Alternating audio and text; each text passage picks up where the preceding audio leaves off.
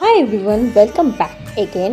তো তোমরা আগের ভিডিওতে দেখতেই পেয়েছিলে যে আমরা অলরেডি চলে এসেছিলাম দীঘাতে। তো দীঘায় আমরা ব্যারিস্টার বিচে বসেছিলাম, বসে বসে এত সুন্দর হাওয়া দিচ্ছিল না, ওয়েদারটা এত সুন্দর ছিল, উঠতে ইচ্ছে করছিল না।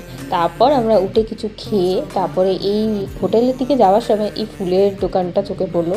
এত সুন্দর লাগছিলো না গোলাপটা, তো সেখান থেকে আমাকে আমার বর একটা গোলাপ কিনে দিল। দেন তারপর আমরা গেছিলাম এই মন্দিরটাতে, রাধাকৃষ্ণের মন্দিরে। তো ওখানে কিছুক্ষণ ঘোরাঘুরি করে আমরা চলে গেছিলাম বিচ সাইডে। বেশি আদর খাবি না, এই ওটা আমার জন্য।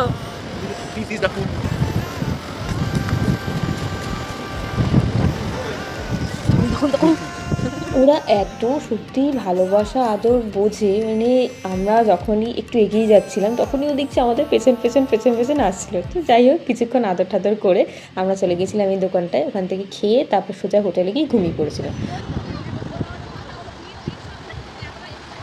একদিন ভোরবেলা উঠে আমরা সবাই মিলে চলে গেছিলাম মোহনাতে। হ্যাঁ, আমাদের সবার বাড়ির লোক চলে এসেছিলো, ওরাও এসে গেছিলো আমাদের সাথে দীঘাতে একটু ঘুরতে। তো আমরা সবাই মিলে মোহনায় গিয়ে, বাট মোহনায় গিয়ে যা বৃষ্টি হয়েছিল, আমরা একটা দোকানে চলে গেছিলাম, সেখানে কোনো রকমই কিছুক্ষণ থেকে আমরা টোটোয় করে ফিরছিলাম। বাট আমার বর যেহেতু স্কুটিটা আমাদের সাথে ছিল, তো ওকে একটা প্লাস্টিক টাইপের কিছু একটা দিয়েছিল, যেটা ওখানে বলছিল এরকম পাওয়া যায়।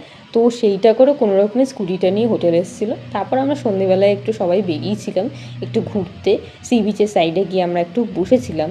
বাট এগেন আবার বৃষ্টি পড়া স্টার্ট হয়ে গেছিলো। তো এরপর আমরা কী করে গেলাম সেটা দেখার জন্য নেক্সট ভিডিও ফলো করো। Thank you.